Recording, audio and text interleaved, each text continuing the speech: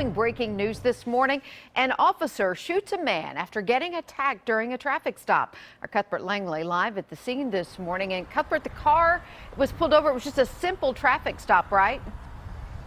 It was, Amy. According to police, this minivan simply just had a headlight out, so the officer pulled the two over to try to talk with him about that.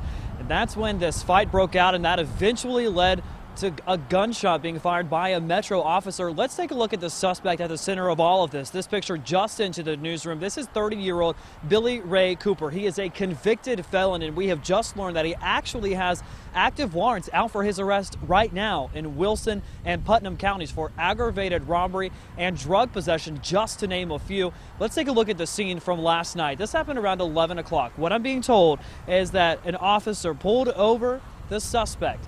And when they did, he was actually a passenger in that van. As the conversation went on, 30-year-old Billy Ray Cooper, as I said, started fighting with the officer Roy McElway, and the violence continued, even getting more serious when Cooper allegedly reached for McElway's chemical spray, his pepper spray, in his belt, and then fired that pepper spray at the officer and hit him in the face. That's when Metro Police say McElway had no choice but to pull out his own gun and shot the victim once in the torso for his own self-defense. But even that didn't stop the suspect. Police say another officer had to rush to the scene to bring Cooper down before he could finally be taken to Vanderbilt Medical Center for surgery, where he is in critical but stable condition. This is a look at the officer, Roy McElway. He has been on the force since 2011. He too had to be taken to a hospital, but he is okay this morning.